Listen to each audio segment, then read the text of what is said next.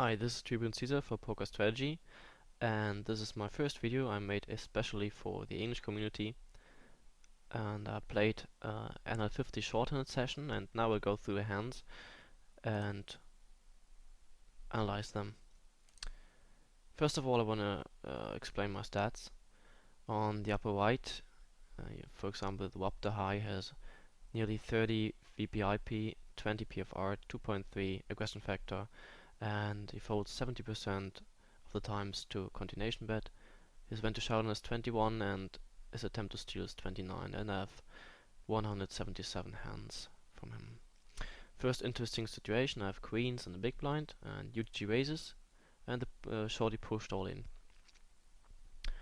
Here we can choose between calling or re-raising, and since I would have been committed if I just call here, I can't fold on any flop, even if there appears an ace or a king or whatever. I pushed him pre-flop for maximum value.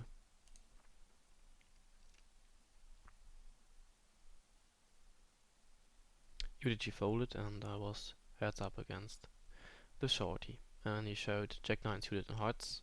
Pretty good flop for him, but I won the hand. On the upper left, I raised King Jack offsuited.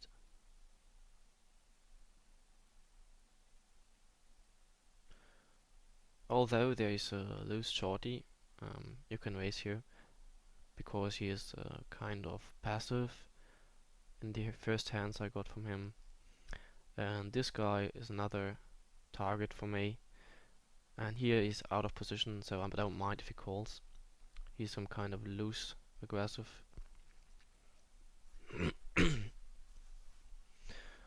Next hand on the upper left, again a raise with ace 10 this time. And on the upper right, a steal raise with 7-8.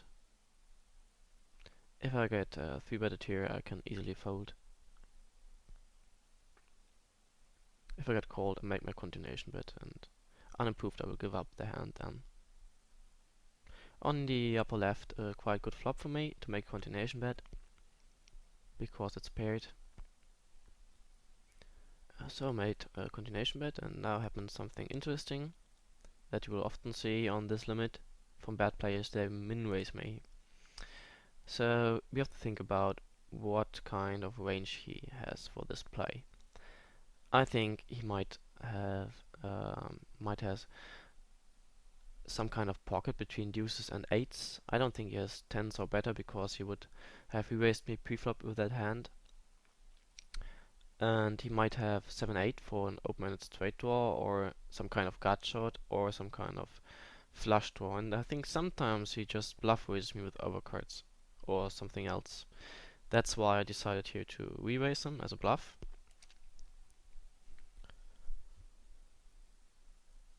Unfortunately, I re-raised a little bit too big, as you can see now. I would suggest to raise here between 19 and 21, that's enough. You don't have to make such plays on that limit to be a winning player, but in several spots you can do it, like here. Because as I said, I don't think he has a really good hand here.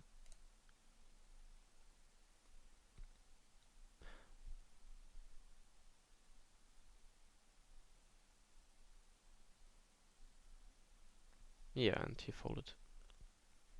8-10 on the bottom right. I got a free play and just check fold on such a flop.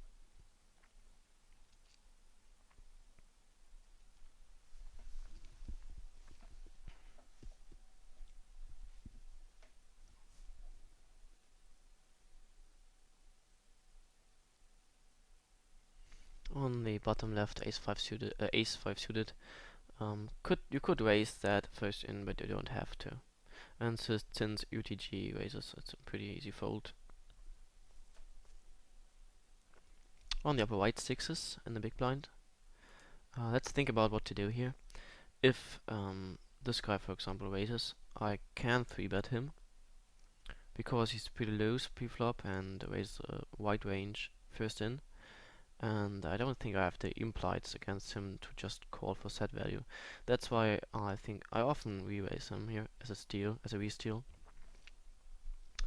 And the same with this guy. But I think this guy will often calls a 3-bet, so I'm more cautious against this guy. Yes, and if this guy raises first in, I will call here because he is some kind of tagish. I don't know him very well, but he seems to be attack, and I'm in position against him, and that's why I just call and move on good flops or hit my set and win a big pot maybe. Or if I don't hit and he makes some action, I can easily fold then. But in this case, everybody folded. Queen King here, first in a raise from UTG. I like to play a lot of hands against these two guys because they're so fishy, very loose.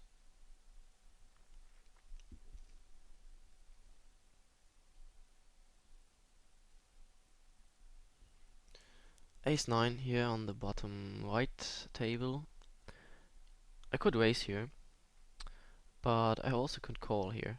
And I did not raise because behind me in the big blind is a loose player, and the limper is a loose player, and if this guy calls, the other guy also often calls, and even the small blind often calls then.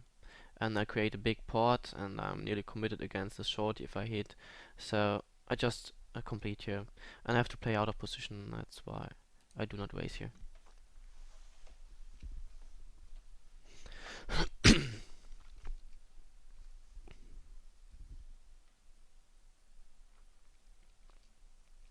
And then easy check fold on such a flop.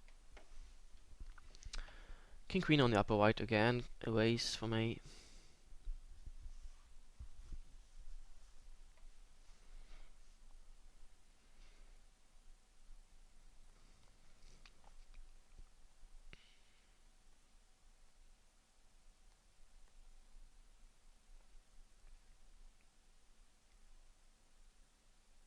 Yeah, but the big blind, I think he folded.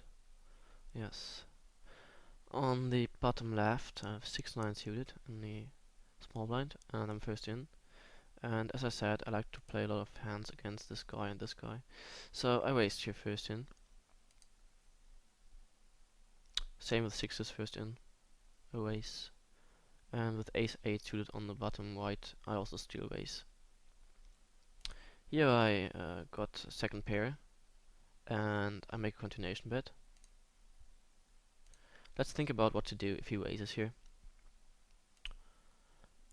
Since he's a loose passive player, I would give him some credit for a raise here. And I can't really play on with this hand because there are most of the turns I wouldn't like, except a 9 or a 6. But since there's the flush draw outside, and since you could have a queen and raise me with that, I could easily be beat. And out of position I can't really play against him a second pair. So I would simply fold here if he raises me. But he folded.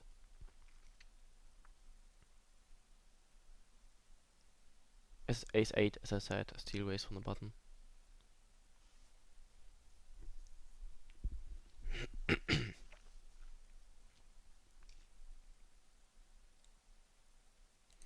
Here we have an interesting situation, again on the bottom left table. The tag raised first in, and I have king queen suited.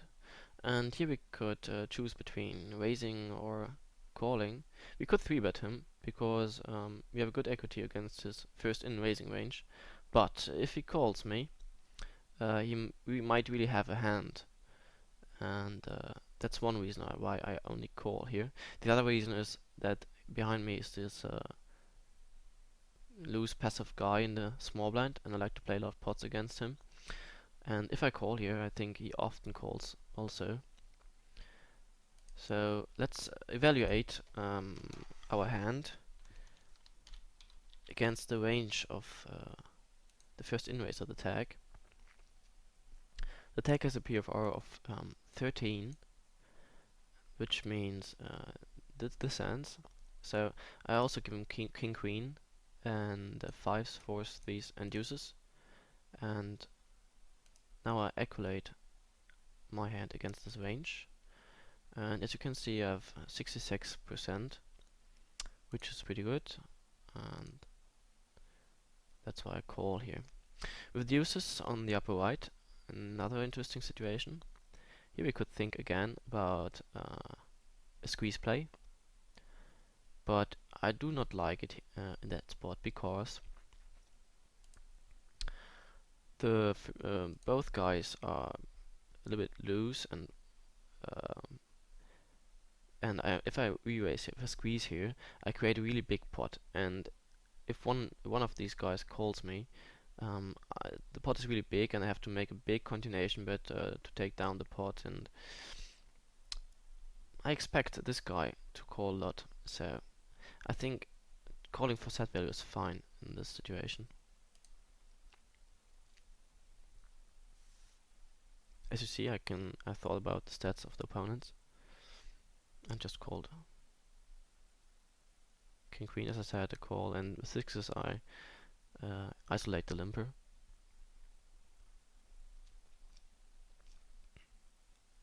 Pretty much action on all tables at the moment. With deuces, easy check fold on that flop, turn and river. And on the bottom left, the tag makes a continuation bet against 2. And now we have to think about what to do here. We could call, but if I call, I think the loose guy here calls a lot of hands then. For example, some kind of gut shots or open ender or some other hands, maybe some other trash hands. I don't like this. And also I want to know where I stand against the tag. So I raise fold here. If the tag comes over the top, I can easily fold.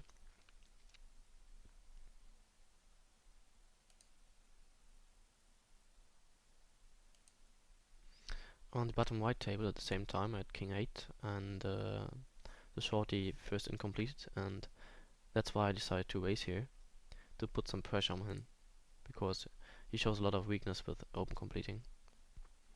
Unfortunately he called.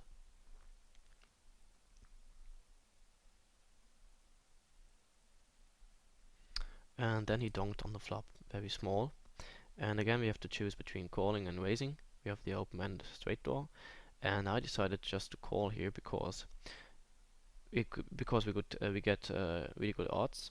And second point is, if I raise here, I commit myself to the pot, and I don't think that Villain will fold some kind of flush draw, open-ended straight draw, any jack or any queen.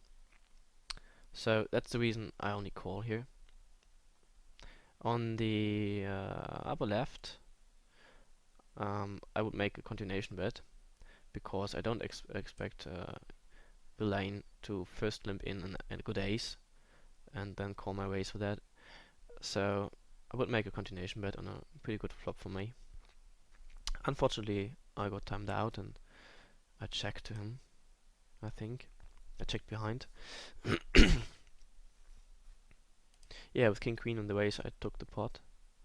And on the bottom right, Villain donks again.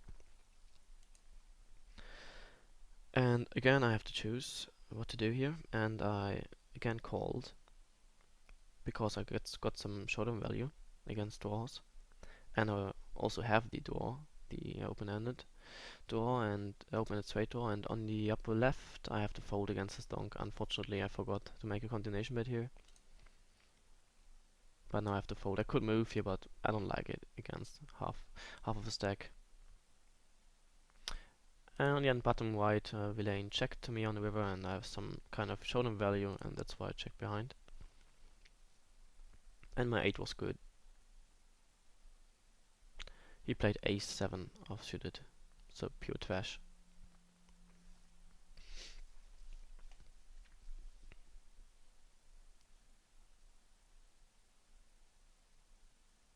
On the upper right, queen 10 from the cutoff first in a race. Again, I have position against the fish, and that's good. Unfortunately, I got called by this guy. I don't know him very well, so he seems to be taggy, but you don't have to be. I make continuation bet with second pair, and yes, on the bottom right, I called a min raise from the shorty with 6-7 suited, and now we could bet here on the flop, but I decided not to do because I'm playing against two. Only against one player I would bet the flop, but here I check. Queen 10, as I said, continuation bet, and I got called. And now I think what to do now. And since he has just $24 left, it's probably not that good to make a second barrel here. Also, I don't know him very well, so if I make a second barrel, I nearly commit myself to the pot. That's why I simply check fold here. Against a full stacked tag, I would often make a second barrel because I don't think he has a good ace, because he should have raised on the flop with that. But against these guys, unfortunately, a check fold. My 6-7 I also fold here, my second pair, because I don't get very good implied odds against this shorty. Just $10 left, and there's a third person behind me left to act. And yeah, queen 10 is, I put it in a muck.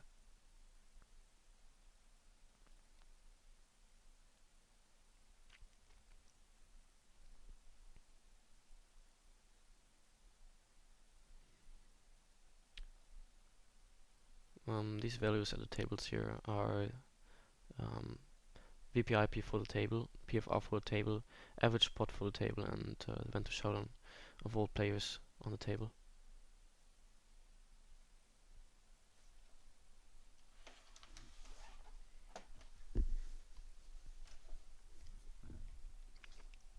Next hand, bottom right, 7-9 suited. First in raise here, because I have position on the loose player if he calls here.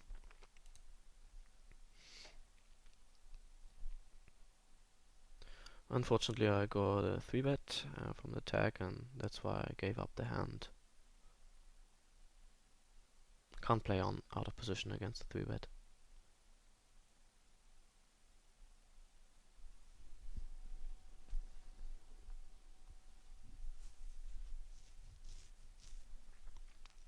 Here I got a free play with 5-9, and since he checked on the flop, I could have bet out on the turn to take the pot down as a bluff, but I didn't. I don't really know why, but normally I would bet here. I checked it down. On the bottom right, ace queen offsuited, first in the raise.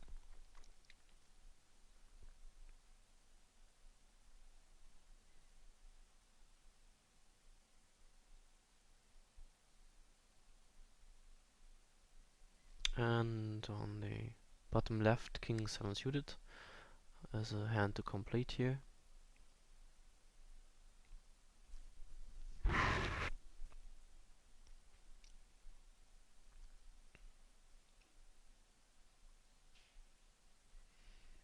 On the bottom right table again against the shorty, loose shorty, and I flopped 2-pair top 2, and so I made a continuation bet and would call anyways.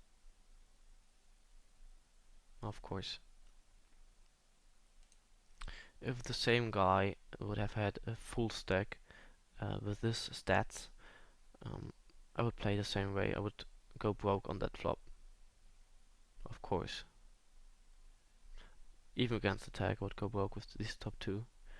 The top 2 pair here. He had top kicker, top pair, top kicker. And I made my full house on the river, so I won the pot. On the upper right, again a steal raise from the cutoff with 9-10 suited.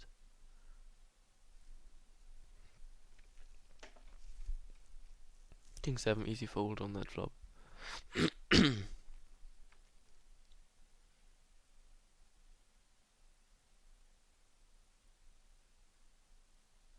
Yeah, everybody folded on the upper right table.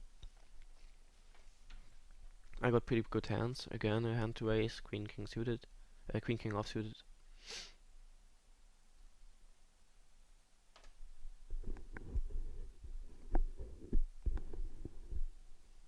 And I got called by this loose guy. But if you look at the when to showdown, you see that he knows when to fold. He don't overplay his bad hands. And this is a pretty good flop to make continuation bet. Ace high, flop, and yeah, I took down the pot on the flop. On the bottom right, ace deuce. First in steal raise from the button. If you don't feel comfortable with your post-flop play, you don't have to raise that hand from the button.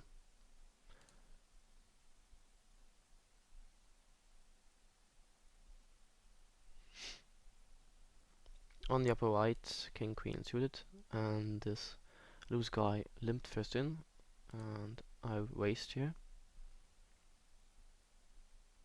On the bottom right table, king 10 suited also raised.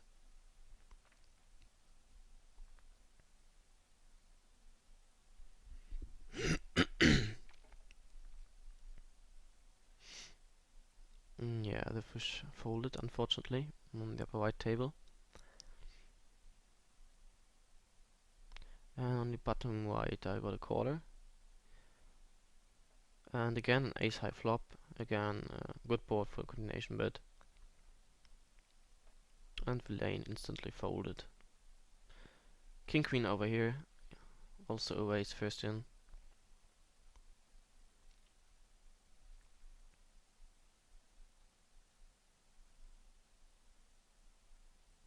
This time I got called by 3 players, and that's why I do not make a continuation bet on that flop. If this guy would have folded, so I would have played against these 2 guys, against these 2 tags, I probably would have made a continuation bet. But I think against 3 players, and especially against this loose guy, he might have an ace, or somebody else might have a flush draw, so I don't see any value in a conti bet on that flop. That's why I check fold here. On the bottom right, queen jack, steal raise first in.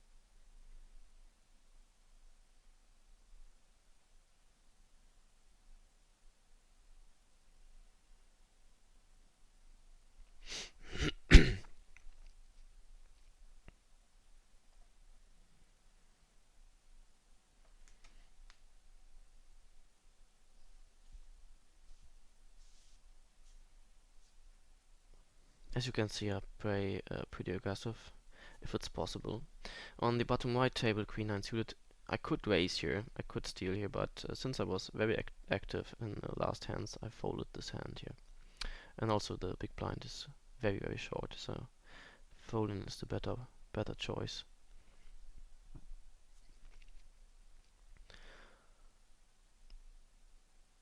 What I wanted to say, I'm play really aggressive.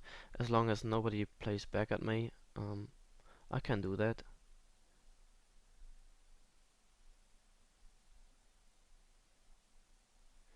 If the opponents play back, you have to get a little bit more tight and choose your spots wisely. On the bottom left, ace 10 suited, first in a race.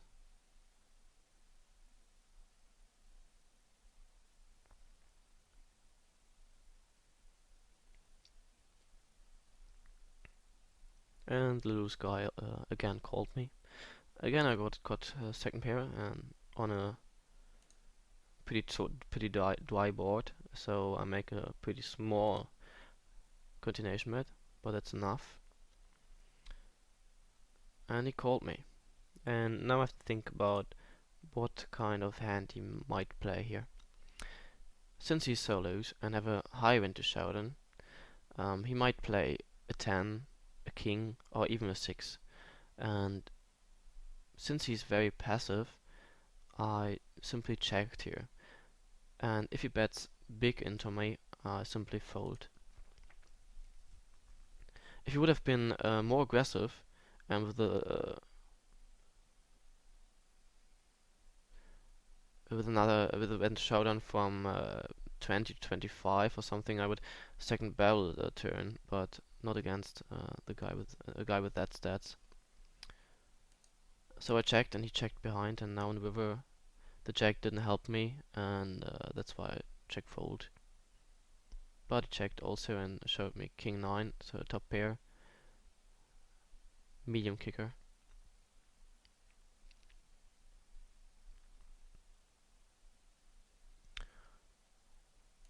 Next hand, a7 from the button a steal, and queen jack on the upper right, again a steal from the button.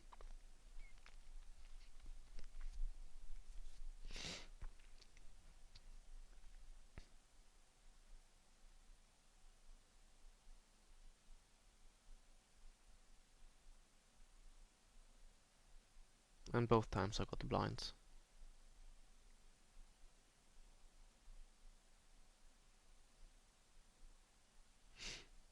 So as I said, if the opponents adjust at your play, at your aggressive play, you have to get a little bit tighter. But as long as I do not back play, you can raise a lot, if possible in position. You have on the bottom right threes, and again I put the choice between raising and calling. And since I was quite active on the table and I do not really know that guy, I just decided to call with intention to move on good flops or to check fold on bad flops for me. This is a quite good flop, and I checked here with intention to check raise. Unfortunately, Villain checked behind, but then there came a blank on the turn, a 6, and that's why I betted out and took down the pot.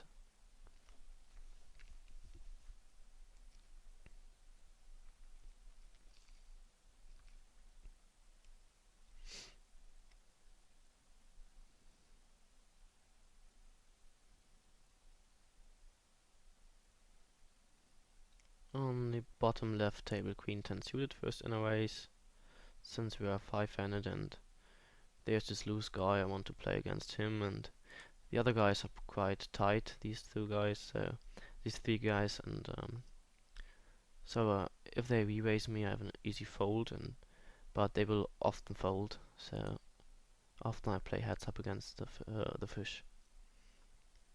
On the bottom right table, I tried to steal with Jack 7 offsuited, and on the upper right table I have tens, and against this loose aggressive opponent, I simply 3-bet pre-flop.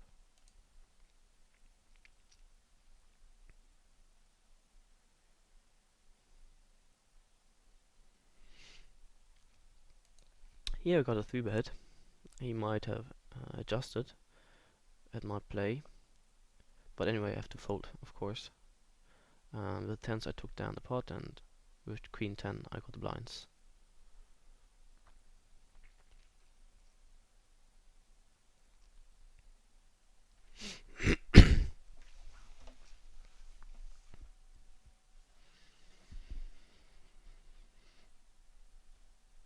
On the bottom right table I had to choose, I had to find a new table because I was heads up here and I don't want to play heads up for this video. So I searched for another table. On the upper right, easy first in raise with fives from the bottom. And on the upper left, the same with jacks.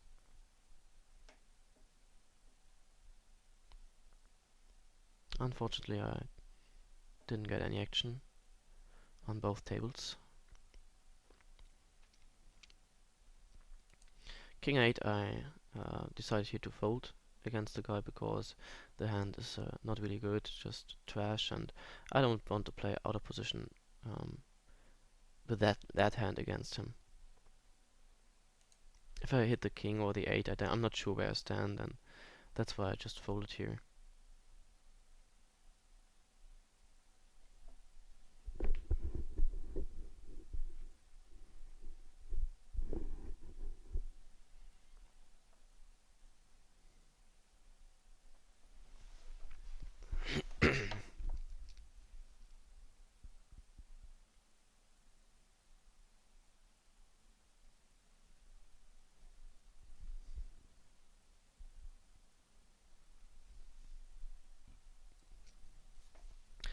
No hands at the moment, but there are some more.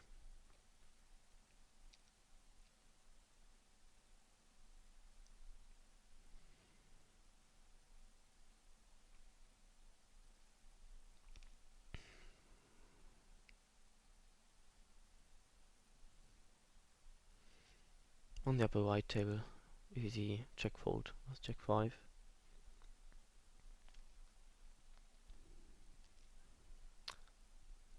Also fold 4-10 off.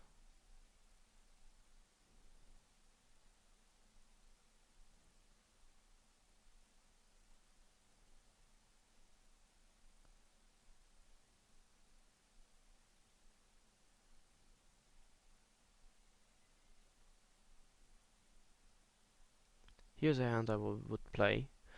5-4 suited.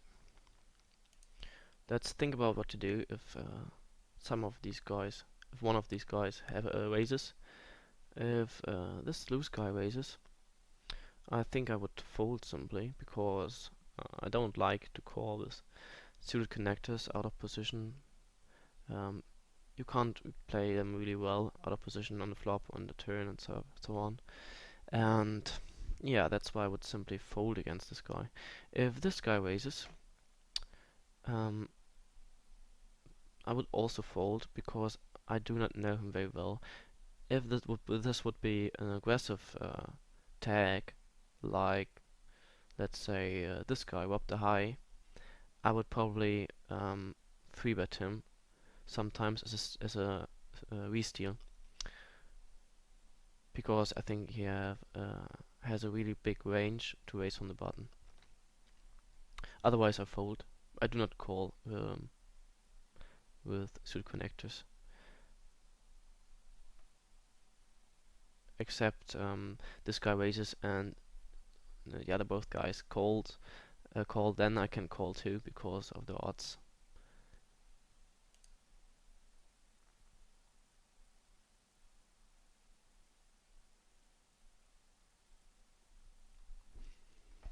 But in that case everybody folded, so I got the small blind.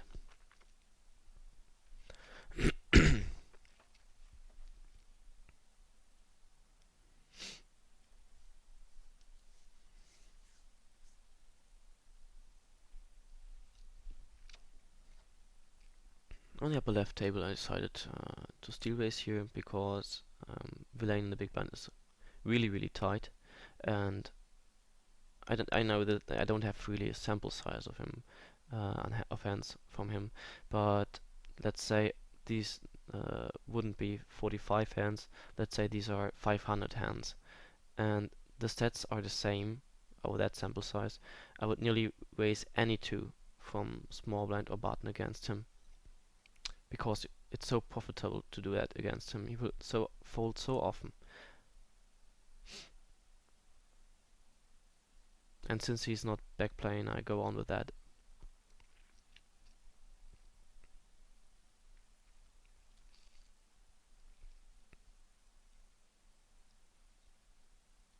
Here I made a steal raise with ace-9 offsuited.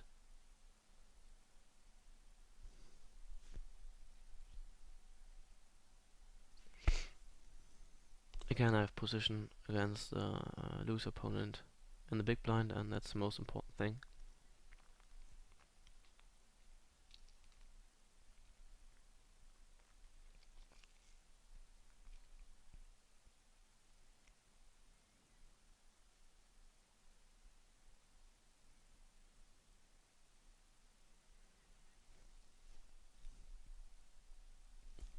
on the bottom right against three unknown players. Ace Jack is good enough to raise first in.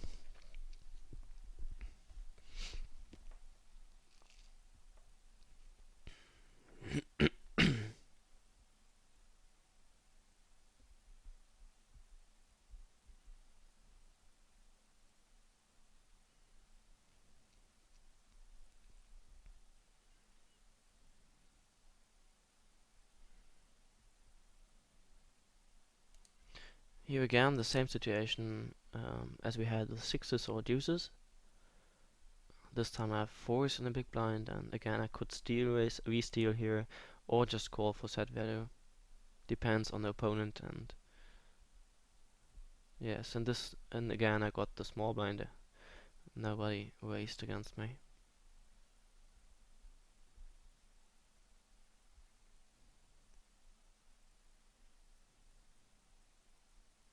They might fear that I will raise since I was very aggressive.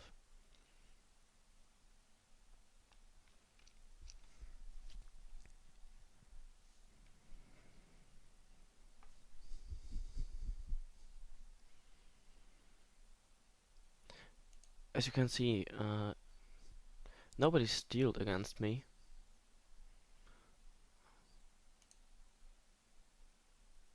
That's not really normal. There are some more aggressive guys on that limit, but most of the opponents don't know how important stealing is.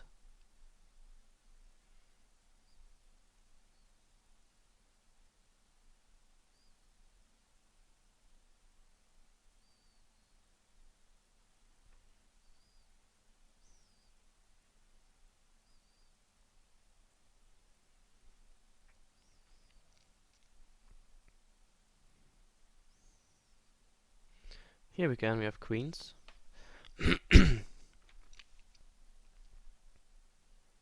And the loose aggressive guy raised. And of course that's an easy 3-bet. Let's think about this hand. There are three possibilities. He could, if I 3-bet him now, he could fold. What's fine for me. The other possibility is that he call. Then we have to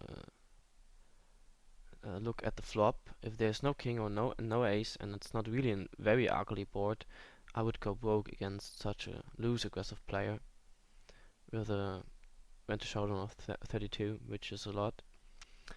And if he re-raises me here, I would go broke pre-flop against him.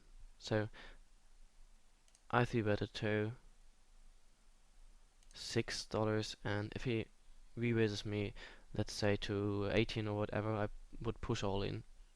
I will never fold queens against such a loose opponent,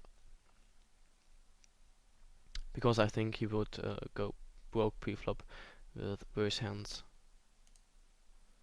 So I 3-betted for value.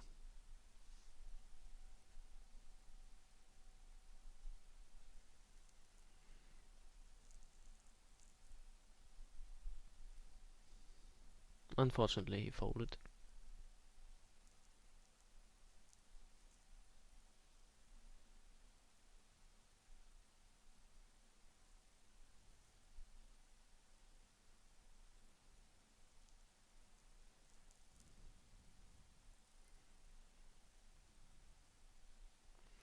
Here I steal raise with king 4 suited because the big blind is quite tight, and I have position against on this loose guy, and I know how to play him because he's so passive. That's not very difficult. So I steal raised here, and I expected him to call because he called all my raises. I have top pair, no kicker, but that's a pretty good flop for continuation bet, because he has to fold a lot of hands.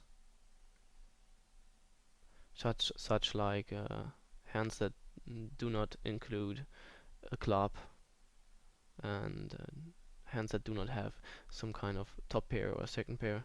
So he will fold a lot, I think. He called me very fast, which might be a flush draw, but I'm not really sure. So I have a pretty easy decision on the turn because he checked to me, and my hand is not that good. I simply check behind for pot control. Again, against a good opponent, you could second barrel here for protection and for fold equity, but against this loose guy, I simply check behind for pot control. And there came a really ugly river, so there are 4 clubs on the board, and my top pair, no kicker, is not really good anymore. So I would simply fold to any bet here.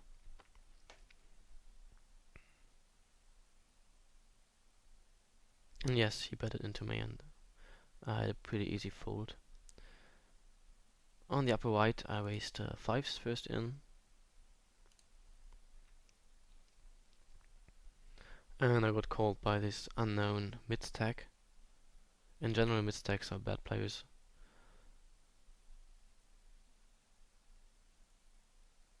If they would know how to play, they would buy in with a big stack or as a short stack, but not with mid-stack. And here I got my set, and I won't slow play against a mid-stack, against an unknown mid-stack, so I simply bet all streets.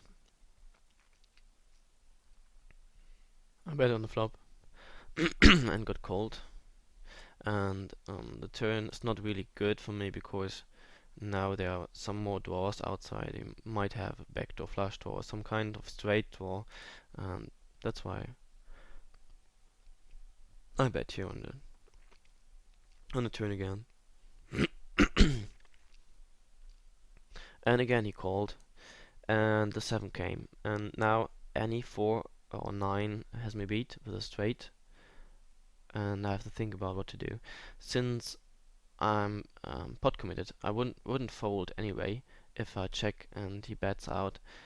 That's why I simply shove here on the river because of negative free roll. He will check behind nearly any hand that I have beat, but he will push the straight. So to get maximum value out of his hand, he might have just a jack or some kind of 2 pair. So that's the reason why I simply shove on the river.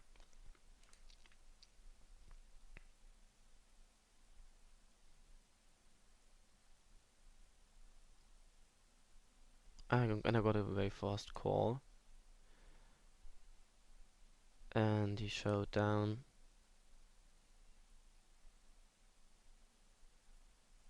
I have to look here. Yeah, he had deuces. So pretty bad play from him to call me on that flop, to call the turn and the river. So he committed half a stack with just deuces. I will come to an end now for this video, and at the end I will show you my stats from that session. I played 277 hands with a VPIP of 24, which is nearly 24, which is a lot, and my preflop raise was nearly 21. The IF, flop IF is pretty big, turn IF 4 with IF 1, but it's not sample size, just 277 hands. I won $36, which means 13 poker trackable blinds per 1 out hands.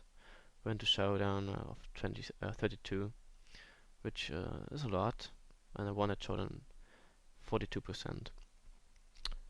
Only that amount of 42 because I was quite aggressive and took down a lot of pots on flop, turn, or river without a showdown.